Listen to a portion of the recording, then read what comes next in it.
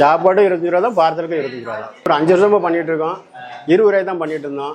இப்போ இந்த அரிசி விலை கொஞ்சம் குடிச்சு 40 ரூபா அரிசி கிடைக்கல, 20 ரூபாய் போட்டோம். இப்போ அரிசி 70 ரூபா ஆயிடுது. அதனால ஒரு 5 ரூபா இந்த ஜனவரி மாதத்துலேருந்து தான் கூட்டணும். எளிய மனிதர்களால சக எளிய மனிதர்களோட கஷ்டத்தை சுலபமா புரிஞ்சுக்க முடியும்னு சொல்லுவாங்க. அப்படி தென்காசி மாவட்டம் சுரண்டை கிராமத்துல சிறு டிஃபன் கடை மற்றும் டீ கடை நடத்துற கிருஷ்ணசாமி அண்ணனும் அவருடைய தம்பிகளும் சேர்ந்து சைவ மதிய சாப்பாட்டை 25 ரூபாய்க்கு கடந்த 5 வருடங்களா கொடுத்துட்டு வராங்க. அந்த பகுதி முதியவர்கள், ITI மாணவர்கள்னு பலரும் இந்த 25 ரூபாய் சாப்பாட்டின் மூலமா பலனடைறாங்க. கிருஷ்ணசாமி அண்ணனுடைய இந்த வெள்ளந்தி பேச்சு லாப நோக்கம் இல்லாம எவ்வளவு நிறைவா இந்த உணவு சேவையை இவர் செய்யறாருங்கிறத நமக்கு காமிக்குது. 25 ரூபாய்க்கு நான் நல்லா வயிற்றுக்கு சாப்பிட்டுட்டேன். ஒரு வடையும் காப்பியும் தான் நம்ம 20 ரூபாய்க்கு சாப்பிடுவோம். இன்னைக்கு வயிற்றுக்கு நான் சாப்பிட்டுட்டேன். சாப்பிடாம வயிறு வலி வந்துடும். இன்னைக்கு தான் நான் சாப்பிட்டுருக்கேன். இந்த அக்காட்ட சொல்லிட்டு இருந்தேன். இப்போ நமக்கு வந்து ஒரு ரசம், ஒரு சாம்பார், ஒரு கூட்டு, ஒரு கப்பளவு சாப்பாடு, அதெல்லாம் கண்டிப்பா இலையில தான் கொடுக்குறோம். வேற பேப்பர் எல்லாம் கண்டிப்பா போடுறதே கிடையாது. ஒரு உதவி பண்ணுமே அப்படிதான். ஆமா, பெரிய ஆளுக்கு நிறைய முடியாம எல்லாம் வரும். சில சாப்பிட்டு துட்டுலன்ட்டு போவோம். அதையும் கண்டுக்கிட மாட்டோம். ஆனால் இப்போ அது இல்லாமல் இப்போ இங்கே IT படிக்க பையங்க எப்படி மத்தியானம் 10 பேர் வருவாங்க. இப்போ இல்லை மேக ஒரு IT பொண்ணு ஆரம்பிச்சிருக்காங்க. அங்கேருந்து பிள்ளையக்காடு வரும். எப்படியும் சின்ன பிள்ளை அதுக்கு மேலே எங்கே ஒரு டீ காப்பி குடிக்க துட்டு தானே அப்படிங்கிறதுக்காக அதை பண்ணிட்டு இருக்கோம். ஐடி கிட்ட தான் இருக்கு. சாப்பாடு நல்லா இருக்கு. 25 ரூபாய்க்கு நல்லா டேஸ்டா நல்லா இருக்கு. கம்மியா இருக்கு ரேட்டு. 100 ரூபா சாப்பாடு அடி சாப்பிட வேண்டி இருக்கும். இங்க இருந்தா 25 ரூபா தான். 5 பேர் வந்திருக்கோம். டெய்லிங்க தான் சாப்பிடுவோம்.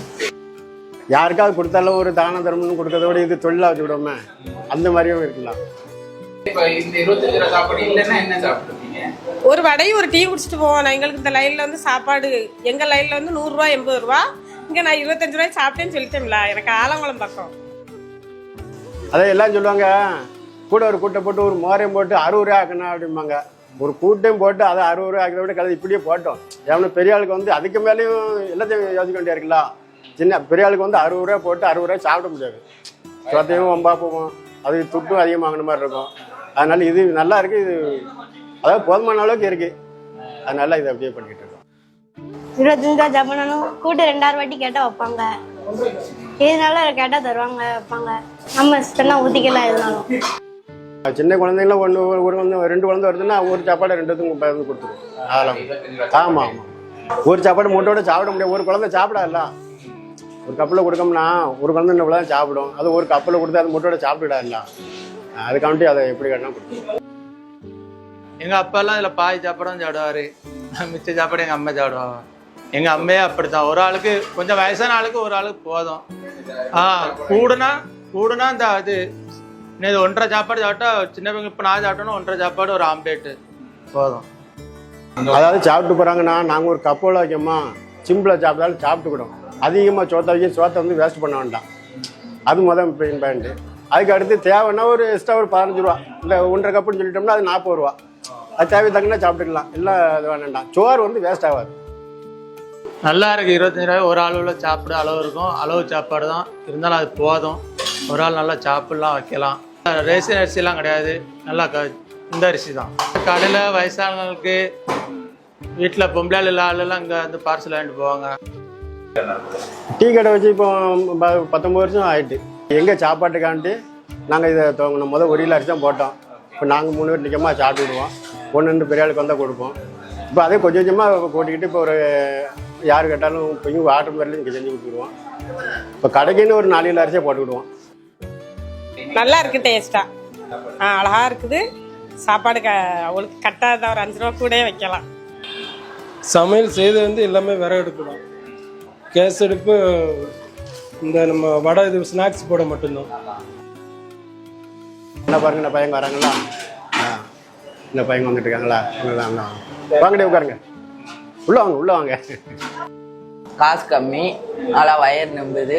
வேற இடத்துல சாப்பிட்டா 100 ரூபா சாப்பாடு. நாங்கள் ஒரு 5 பேர் இருந்துக்கோம்.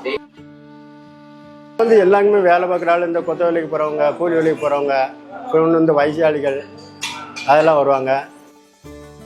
சாப்பாடு 12 மணிக்கெல்லாம் ரெடி ஆயிரும். காலி ஏறது வந்து சொல்ல முடியாது. ஏன்னா 12 மணி 1:30 வரை இருக்கும். பார்சல் தான் நிறைய போகும். இது வந்து தென்காசி மாவட்டம். முதல் திருநெல்வேலி மாவட்டம் வந்து இப்போ தென்காசி மாவட்டமாக இருக்குது. ஊர் வந்து சுரண்டை. ஆமாம், சுரண்டை வரகுணா ராமபுரம். ஏத்தாப்பில் இருக்குது நம்ம வடக்கத்தியம்மன் கோயில். ஆமாம், அதுக்கு ஏத்தாப்பில் சேர்மன் டீஸ்டாக முதல் ஆரம்பித்தோம். ஆமாம், கடை ஆரம்பித்து 20 வருஷம் ஆகிடுது. எங்கள் அண்ணன் 1 வருஷம் பார்த்து பிறகு ஆகினதாப்பில் நான் 19 வருஷம் பார்த்துக்கிட்டு இருக்கேன். தென்காசிக்கு வந்தாக்கி தென்காசிலேருந்து சுரண்டைக்கு பஸ் இருக்குது. சத்திர ரூட்டாகவும் இருக்குது, வாடியூர் ரூட்டாகவும் இருக்குது. 2 ரூட்லேருந்து வரலாம். அதுக்கடுத்து சுந்தரவண்டி ரூட்லேயே இருக்குது. 3 வழியாக இருக்குது சுரண்டைக்கு பஸ் வருது. தொழில் வருமானம் வந்து டீ கடை தான். இப்போ எனக்கு வரக்கூடிய வருமானத்தில் இதை பண்ணிக்கிட்டு இருக்கேன். அடுத்து ஏதாவது கொஞ்சம் உதவி, யாருக்காவது இந்த மாதிரி சாப்பாடு கொடுங்க, 20 சாப்பாடு கொடுங்க அப்படின்னு யாருக்காவது உதவி பண்ண மாதிரி இருந்தாலும் அதை நம்ம செஞ்சு கொடுக்கலாம். 97 88 74 17 62. சாப்பாடு வந்து நாங்கள் சாப்பிடக்காண்டி பொங்கினது 1 கிலோ அரிசி பொங்கணும்.